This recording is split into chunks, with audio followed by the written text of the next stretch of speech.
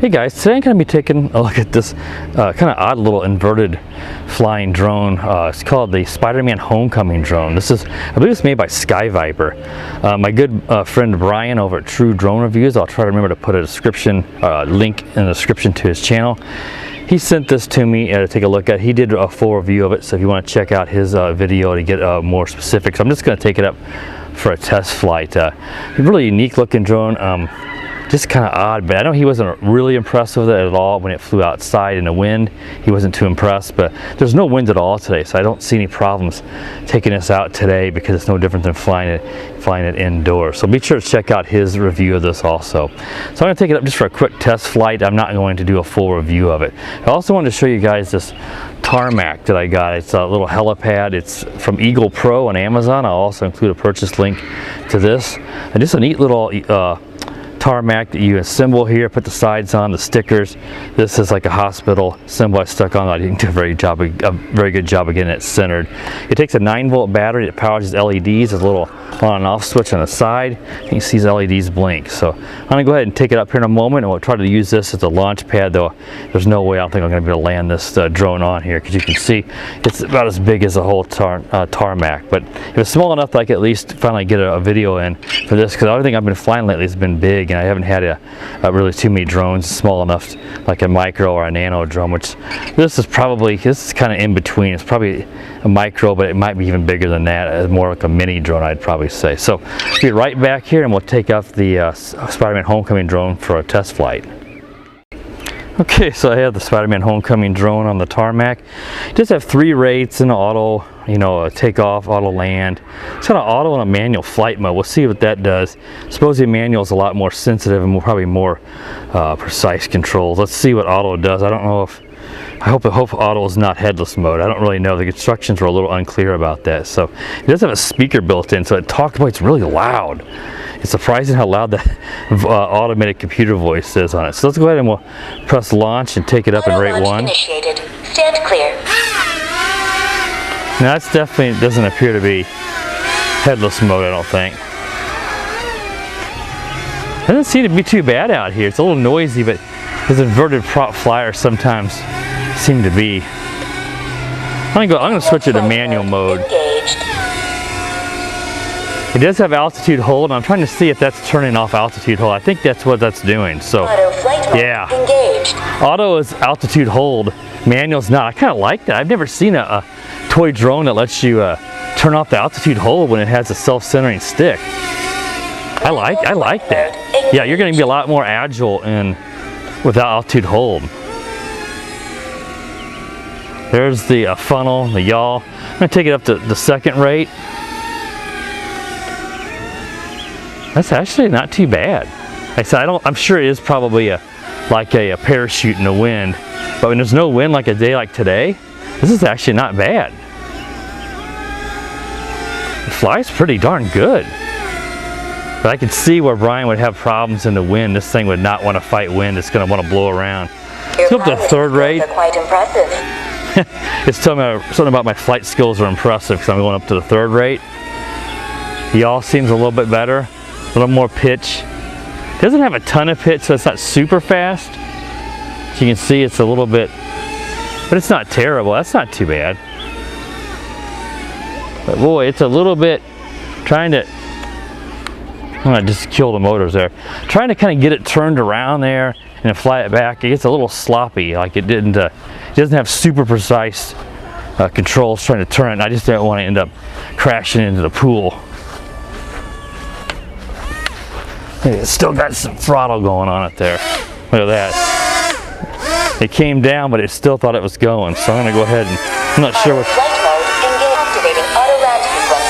Please stand by. Let's just do a land. I'm not sure why it came down and did that, because I just dropped the throttle down, it landed, but the motors were still going there. So I'm not exactly sure which one of these buttons is if it even has a motor kill. I would hope it does. These outer ones here are your trims. So let's go ahead, I'm going to take it back up and keep it in that 3rd rate, and go ahead and I'm going to switch it back to manual. Flight mode engaged. Go ahead and launch it. Auto launch initiated. Stand clear.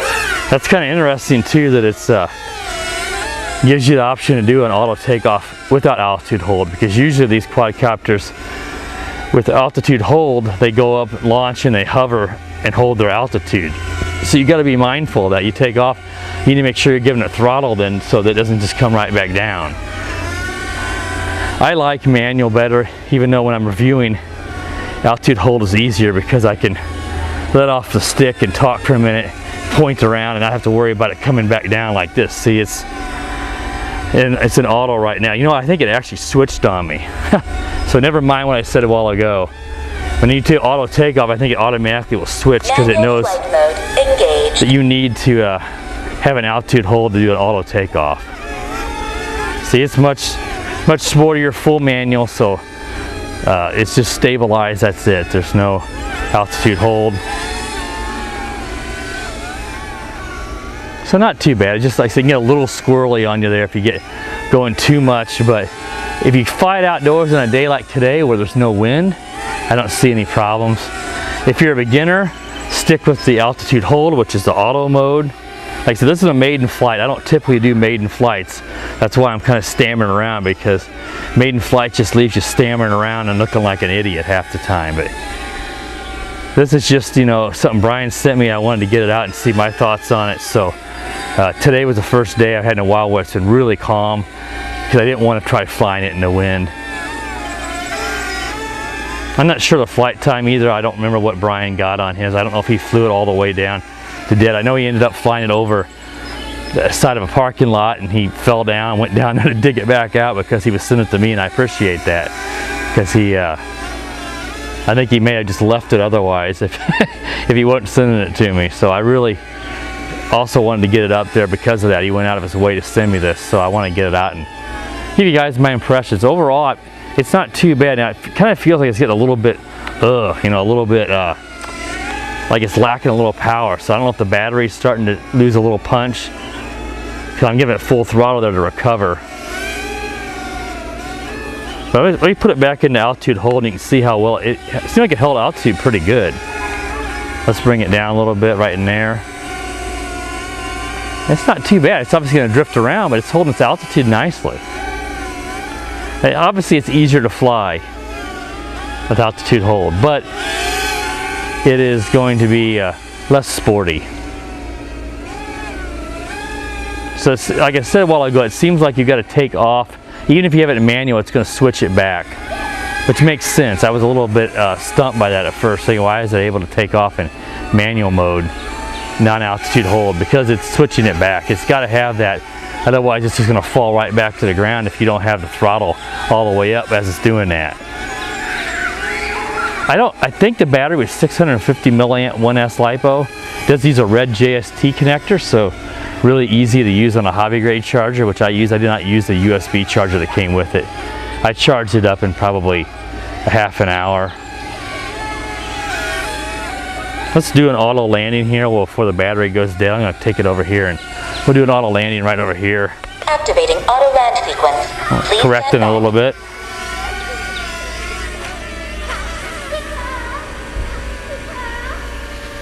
See, it just sits there. No, now it turns the motor. I noticed that a while ago. The motors spin quite a while before it senses it's on the ground. So, not too bad. These, you know, these inverted flyers are with that similar design. I've had a Jitang that had a similar design to that. They land pretty good. I don't think this has 360 flips. If it does, then I missed it. I don't remember what these. I think this is just yaw trim, I think. So. Here's the F and a B. I looked over the instructions, so I didn't look very closely. So let's take it back up here. Launch initiated. Stand clear. Let me see.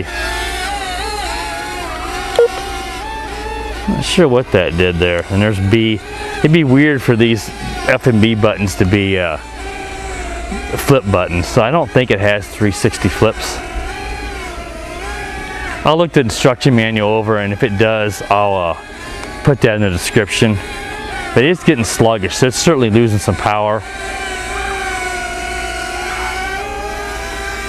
But obviously this is altitude hold, and there it's going to come down. So that wasn't, you know, a crazy long flight time, but it wasn't terrible either. So I don't know what these sell for, you know, unless you catch it on clearance, obviously at Best Buy, which I think is where he bought this, but again, don't hold me to that.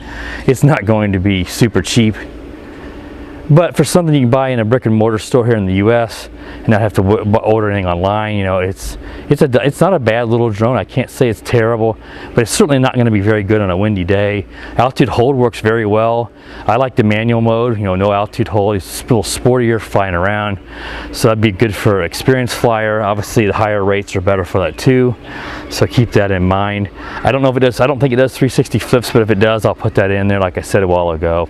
And it seemed to have an okay flight time there. It probably is longer than I thought. I tend to kind of have fun and forget that flight time isn't be a lot better than I thought, because it seems like it's been 5 minutes and it's been 8 minutes. So we'll see when I check the video what the flight time on that was. So overall, you know, not too bad. So I hope you guys enjoyed this flight review and hope everybody has a good day.